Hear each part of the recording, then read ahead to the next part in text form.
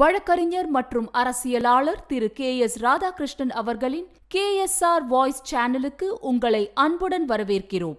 அனைவருக்கும் வணக்கம். காவேரி பிரச்சனை, அதே போல கர்நாடகம் மேகதாட்டை அணையை கட்ட தயார் நிலையில் இருக்கின்றார்கள். மத்திய அரசு மேகதாட்டுக்கு எந்த அனுமதியும் தரவில்லை. மத்திய சுற்றுச்சூழல் அமைச்சர் என்ன சொல்கிறார் என்றால், அதாவது அப்பர் ரைட்ஸ், அதாவது கர்நாடகத்தில் காவேரி உற்பத்தியாகிறது, தலைக்காவேரி குடகுமலையில் உற்பத்தியானால் காவேரி அதிகமான தூரம், நீண்ட தூரம் தமிழகத்தில் பயணித்து பூம்புகாரில் வங்கக்கடலில் கலக்கின்றது. இதில் அமராவதியில் நீர் கலந்து கேரளாவுக்கு செல்கின்றது. பூம்புகாரிலிருந்து காரைக்காலுக்கு நீர் செல்கின்றது. பாண்டிச்சேரி, புதுச்சேரி, கேரளம், தமிழ்நாடு மூன்றும் கடைமடை பகுதிகள். அங்கே இன்றைக்கு அணை கட்ட வேண்டும்.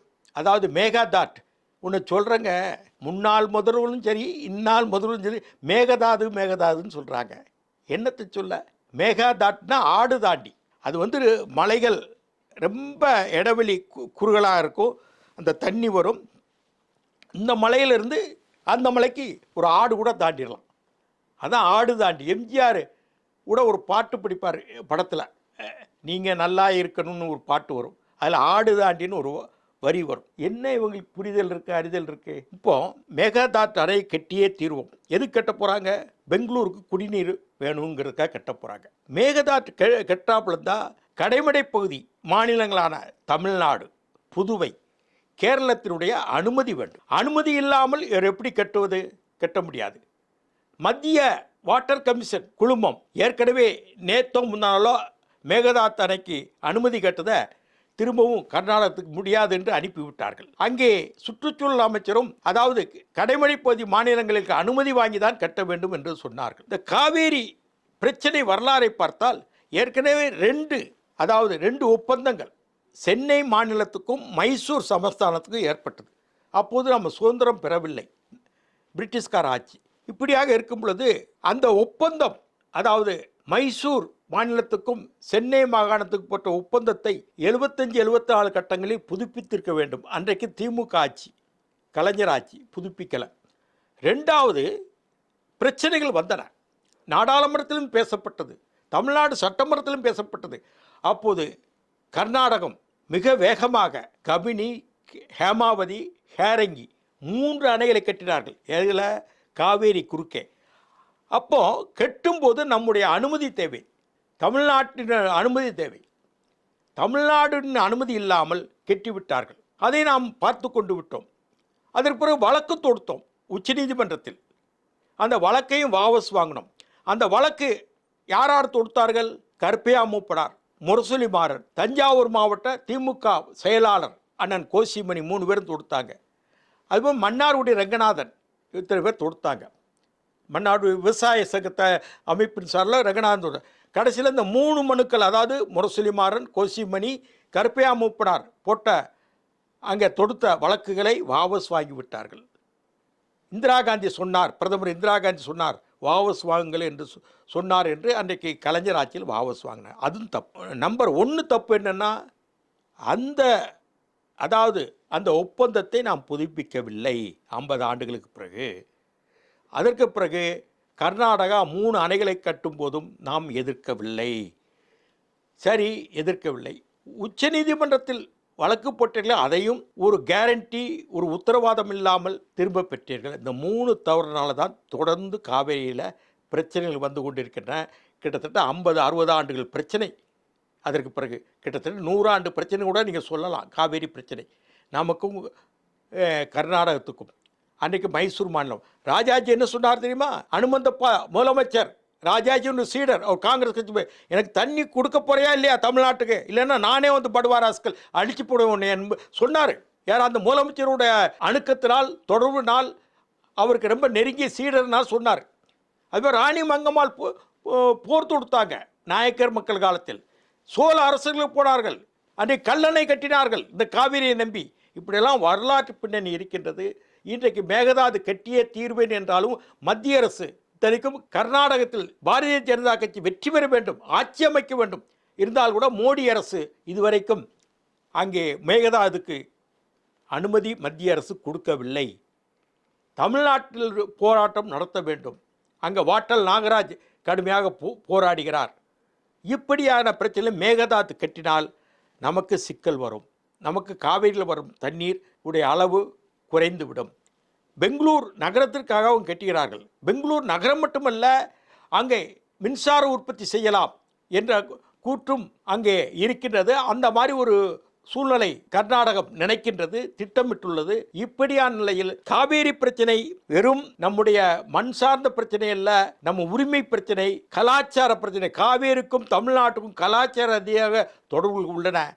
நாம் கடந்த காலத்தில் செய்த தவறுகளால் இன்றைக்கு இந்த காவேரி பிரச்சனை நம்ம உரிமைகளை சிறுக சிறுக வழியிட்டு விட்டோம். இன்று வருகின்ற காலத்திலேயாவது அந்த உரிமைகளை மீட்க வேண்டும். முறையாக வழக்கு தொடுத்துள்ளோம். இன்றைக்கு முதல்வர் ஜோசப் விஜய் அங்கே செல்கிறார் என்கிறார்கள். அந்த செல்லும் போது அந்த சிவகுமார் என்ன சொல்கிறார் என்றால், தமிழ்நாட்டு முதல்வர் வருகிறேன் என்கிறார். ஏதோ அவர் வீட்டு சாப்பிட போறாப்புல வருகிறேன் என்கிறார். வந்தால் அவருக்கு ஒரு ஹெலிகாப்டரோட நான் காட்டுவேன் தண்ணி இல்லைன்னு. இவர் என்ன சொல்லியிருக்கணும், வாங்க அவசியம் வாங்க கர்நாடகத்து வாங்கல சிவகுமார் சொல்லியிருக்கணும். கர்நாடக முதல்வர் அவர் தமிழ்நாட்டு முதல்வர் வருகிறேன் என்றார், வாங்க அன்னு சொன்னேன். ஆனால் அது ஒரு ஹாஸ்பிட்டாலிட்டி இல்லையே. இதற்கிடையில் விஜய் 12 பேரோடு கர்நாடகம் செல்ல வேண்டும் என்று திட்டமிட்டிருந்தார். இறுதியாக ஒரு 5 நிமிடங்களுக்கு முன்பு கர்நாடக முதலமைச்சர் என்ன சொல்லினா, வர வேண்டாம். இப்படி குளறுபடிகள் எப்பவும் கர்நாடகம் செய்வது வாடிக்கை. நீங்கள் சொல்லுங்கள், ஒரு தேவகவுடா முன்னாள் பிரதமர் எப்படி இருக்க வேண்டும்? அவர் இந்த மாநில அரசியலாம் தலையிடக்கூடாது. அதே மாதிரி தலைமை நீதிபதி வெங்கட்ராமையா என்பவர் இருந்தார், உச்சநீதிமன்ற தலைமை நீதி. அவர் கர்நாடகத்துக்கார். ஒரு முறை காவேரி பிரச்சனைக்கு முன்னாள் பிரதமரும் முன்னாள் தலைமை நீதிபதி கர்நாடகத்துக்கு சார்பாக போனால் என்ன நியாயம் இருக்குங்க? இப்போ தமிழ்நாட்டில் ஒரு பிரதமர் அமைச்சர் இருந்தால், அதே மாதிரி ஒரு chief justice of India retired தமிழ்நாட்டில் இருந்தால் அவங்க கையெழுத்து போடுவாங்களா? நான் இந்தியா முழுவதும் பதவியில் இருந்தேன், ஒரு மாநிலத்துக்காக நான் பேச முடியாதுன்னு சொல்லுவாங்க. கர்நாடகத்துக்காரங்க அப்படி பார்க்க மாட்டாங்க. என்ன சொல்லுவாங்க, எங்கள் மண் உரிமைக்காக நாங்கள் போகிறோம்பாங்க. ஒரு former chief justice of India Venkataramaiah, former prime minister முன்னாள் பிரதமர் தேவகவுடா குறுகிய நோக்கத்தோடு கர்நாடகத்தை ஆதரித்து எங்களுக்கு காவேரியில் தண்ணீர் விட வேண்டும் என்று மத்திய அரசு வலியுறுத்துவது எந்த விதத்தில் நியாயம்? இப்படியான நிலையில் நம்ம உரிமைகளை காக்கப்பட வேண்டும். இப்படி உரிமைகளை காக்க வேண்டும், செய்ய வேண்டும். பல்வேறு விஷயங்களை தமிழ்நாடு முன்னேற வேண்டும் என்ற அக்கறை இல்லை. லஞ்சலாவணியம் இருக்கக்கூடாது என்று நாம் நினைப்போம். லஞ்சலாவணியம் இருக்கக்கூடாது, தமிழ்நாடு முன்னேற வேண்டும். இதுதானே ஒரு முடிவு. மற்ற கட்சிகள் லஞ்சம் பண்ணாலும் வாங்கினாலும் பரவாயில்ல, தமிழ்நாடு முன்னேற்றம்னு அவசியம் இல்லை. பாஜக வரக்கூடாது, பாஜக வரக்கூடாது, இந்து மதம் வந்துடும் இந்துத்துவம் வந்துடும்னு இங்கே பைத்தியக்கார பைய மாதிரி பேசுகிறான்னு இருக்குது. ஆந்திராவில் சந்திரபாபு நாயுடு கூட்டணி தான் அங்கே இந்து மதத்தை கொஞ்சம் திணிச்சிட்டாங்களா? ராஜசேகர் ரெட்டி ஆந்திராவின் முதல்வராக இருந்தாங்க. அந்த காலத்தில் ஒரு குற்றச்சாட்டை இருந்ததா இல்லையா? திருப்பதி மலையில் பைபிள் கொடுத்தாங்கன்னு. எது எடுத்தாலும் இந்த லெஃப்ட் பார்ட்டிஸ், சிபிஎம் சிபிஐ. இப்போ கேரளாவில் நமக்கு அவங்களுக்கு பிரச்சனை இருக்கு இல்லையா? இவங்க முடிச்சு வச்சிருக்கலாம் இல்லையா? பினராயி விஜயன் இருக்கும்போதே. சரி, இப்போ காங்கிரஸ்காரங்க ஆள்றாங்க. இங்கே கூட்டணியில் விஜய் கூட்டணியில் 2 மந்திரிகள் இருக்காங்க. இவங்க நேராக ராகுல் காந்திகிட்ட போய் சொல்லி உடனே முடிச்சு கொடுங்கன்னு காங்கிரஸ்காரன் கேட்கலாமா? காவேரி பிரச்சனை கர்நாடகத்தில் அவங்க தான் ஆள்றாங்க. விஜயே நேராக போகலாம்ல. தோழமை கட்சி ஆட்சியில் பங்கு கொடுத்துருக்கீங்கல்ல, ஏன் இதில் கோளாறு உங்களுக்கு? உடனே ராகுலை கூப்பிட்டு வச்சு பேசலாம்ல. விஜய் கர்நாடகத்தில் போய் என்ன பார்க்க போகிறீங்க? கர்நாடகத்துக்கு இன்னும் சொல்லப்போனால் கர்நாடகத்துக்கு போகக்கூடாது. வழக்கு அங்கே இருக்குது. வழக்கு இருக்கும்போது நீங்கள் போய் பேசிட்டு வந்தானா வழக்கில் நம்ம என்ன பெற முடியாது? பேசிகிட்டு இருக்காங்க 2 முதல்வரும் அந்தாங்க வரும்.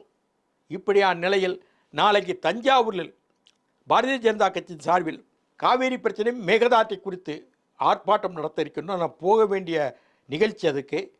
அந்த நிகழ்ச்சியில் இந்த புத்தகத்தை வெளியிடுவதாக இருந்தது. நாளைக்கு புதிய தமிழகம் கிருஷ்ணசாமியினுடைய அனைத்து கட்சி கூட்டத்துக்கு செல்ல வேண்டியிருக்கின்றது. அதுபோல் மத்திய நிதியமைச்சர் திருமதி நிர்மலா சீதாராமன் அவர்கள் சென்னை வருகிறார்கள், உடன் இருக்க வேண்டும்.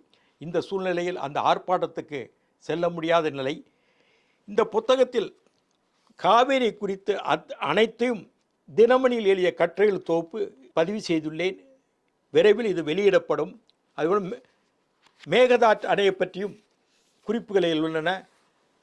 நாம் 1960 ஒரு கருத்தை காமராஜர் சொன்னார். என்ன சொன்னார்? மேகதாத் அணையை விட ராசி மணலில் ஒரு அணையை கட்டலாம் என்று. இந்த ராசி மணல் கட்டுறதும் மேகதாத்தில் கட்டுறதும் ஒன்று தான். ஏன்னா அங்கே மரங்களை எல்லாம் வெட்டணும், பாறைகளை வெட்டணும், அங்கே முதலைகள் இருக்குது, சுற்றுச்சூழல் பாதிக்கும். இப்படியான நிலையில் மேகதாத்து கட்டுறதுனால சுற்றுச்சூழல் தான் பாதிக்கும், நமக்கு வர வேண்டிய தண்ணீரும் குறைந்துவிடும் என்பதால் நாம் மேகதாட்டு அணை திட்டத்தை வேண்டாம் என்று சொல்கிறோம். முதல்ல இங்கே இருக்க தலைவர்கள் மேகதாது என்று சொல்வதை விட்டுட்டு மேகாதாட்டுன்னு சொல்லுங்கள். முதல்ல அதை படிச்சுக்கிடுங்க. உங்களுக்கு ஒரு பிரச்சனையில் அக்கறை இருந்தால் அதோடைய A to Z முதல்ல தெரிந்து கொள்ளணும். அது முதலமைச்சர் ஆனாலும் சரி தான், சட்டமன்ற உறுப்பினர் ஆனாலும் சரி தான், நாடாளுமன்ற உறுப்பினர் ஆனாலும் சரி தான், ஒரு கட்சியில் நிர்வாகியாக இருந்தாலும் சரி தான், ஒரு பிரச்சனையை நீங்கள் தெரிந்து கொள்ள வேண்டும்னால் அந்த A to Z படிக்க வேண்டும். மேலாப்பில் பத்திரிகையும் பேப்பரை படிச்சுட்டு நீங்கள் பேசக்கூடாது. இன்னும் இங்கே கிட்டத்தட்ட 60% பேர் மேகதாதுன்னு பிழையாக சொல்கிறாங்க என்பதை முதல்ல மேகதாட்டுன்னு சொல்லி பழகிக்கொள்ளுங்கள். இப்படியான நிலையில் காவேரி பிரச்சனை தொடர்ந்து நமக்கு ஒரு தலைவலியாக இருக்கின்றது. நீதிமன்றத்துக்கு பல முறை அலைந்து விட்டோம், நடுவர் மன்றம் அமைத்து விட்டது, உச்சநீதிமன்றத்திலும் தீர்ப்பு கொடுத்தார்கள் தமிழ்நாட்டு சாதகமாக.